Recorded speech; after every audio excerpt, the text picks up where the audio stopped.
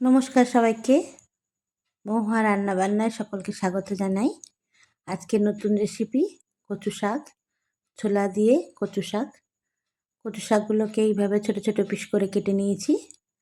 ওপরের খোসাটা হালকা একটা লেয়ার থাকে, সেটা ছাড়িয়ে নিয়েছি। এবারে ভালো করে ধুয়ে পরিষ্কার করে ঝুড়িতে জলটা ঝরিয়ে এইভাবে কুকারে দিয়ে দিয়েছি। কচু শাক চিংড়ি মাছ দিয়েও হয়, ইলিশ মাছ দিয়েও হয়, নারকেল দিয়েও হয়। আমি আজকে ছোলা দিয়ে বানাবো। একটু তেঁতুল দেব আর একটু সামান্য নুন আর পরিমাণ মতো জল দিয়ে সেদ্ধ করতে বসাবো। আমার কুকারটা ছোট, তাই দুবার সেদ্ধ করতে হবে।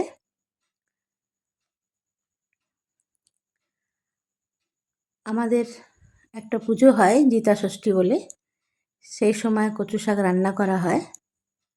এইভাবে রান্না করলে খুব ভালো লাগবে খেতে। যারা জিতা ষষ্ঠীতে কচু শাক বানাও তারা এইভাবে বানাবে, বেশ ভালো লাগবে।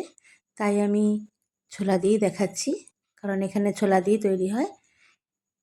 গরম তেলে একটু গোটা সর্ষে দিলাম, 3-4টে মাইক দিয়ে দিলাম, একটু এলাচ,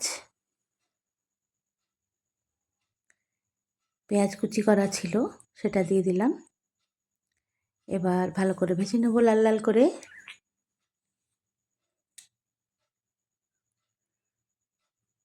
লাল লাল করে ভেজে নিয়ে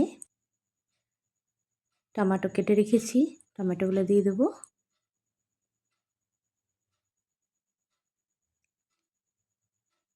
আদা, রসুন, লঙ্কা, পেঁয়াজ সব বাটা, তাতে হলুদ, লঙ্কার গুঁড়ি, জিরে, ধনে মিক্স করে আমি ভাজা পেঁয়াজে দিয়ে দিলাম। এবার এটা ভালো করে কষবো। একটা ডিশে বা বাটিতে তেঁতুল ভিজিয়ে রাখলে হয়, কারণ একটু কুটকুট করছিল কচু শাকটা, তাই আমি ভিজিয়ে রেখেছিলাম। এবারে ছাঁকনিতে ভালো করে মেখে আলাদা করে নিলাম। এবারে যে কচু শাকটা সেদ্ধ করেছিলাম সেটা ওই মশলার সাথে মিশিয়ে দিলাম। এবার এটা ভালোভাবে কষবো। কষতে কষতে যে একটু ডাঁটিগুলো কয়েকটা যেটা একদম সেদ্ধ হয়নি, কিছু একটু শক্ত রয়ে গেছে, সেগুলো ভালোভাবে মেখে মেখে নেব, তাহলে মুখে লাগবে না খাবার সময়। ওটা কষতে কষতেই হয়ে যায়। এদিকে আমি ছোলা তো সেদ্ধ করে রেখেছিলাম, সেই ছোলাটা কিছুটা দিয়ে দিলাম।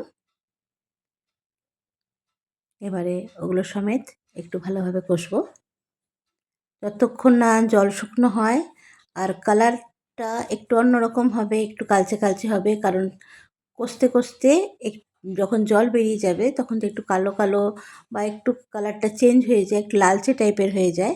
ততক্ষণ আমি কষতে থাকবো। মাঝে একটু কষার মাঝেই একটুখানি ওই যে তেঁতুলটা গুলে রেখেছিলাম সেই তেঁতুলটা দিয়ে দিলাম।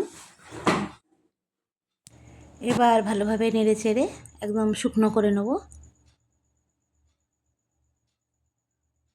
যত শুকনো হবে তত খেতে ভালো লাগবে। নুন দিয়েছি,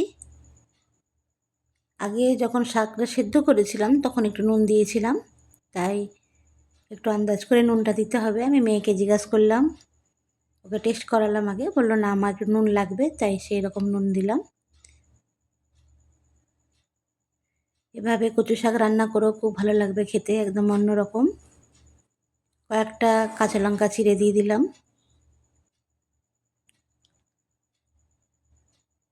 কচু শাক আমাদের এই জিতা ষষ্ঠীর সময় হয়, তো অন্যরকমভাবে হয়। আমি এই জন্য এইভাবে করি বাড়িতে। একটু কস্তুরি মেথি দিয়ে দিলাম। এবার ভালোভাবে নেড়ে চেড়ে একদম দেখো শুকনো শুকনো হয়ে গেছে। এভাবে তোমরা বানিও, অবশ্যই জানিও কার কেমন লাগলো খেতে। চলো টাটা, আর বাই। রান্না দেখে আমাকে কেউ ভুলে যেও না, চ্যানেলটা অবশ্যই সাবস্ক্রাইব করো। চলো টাটা।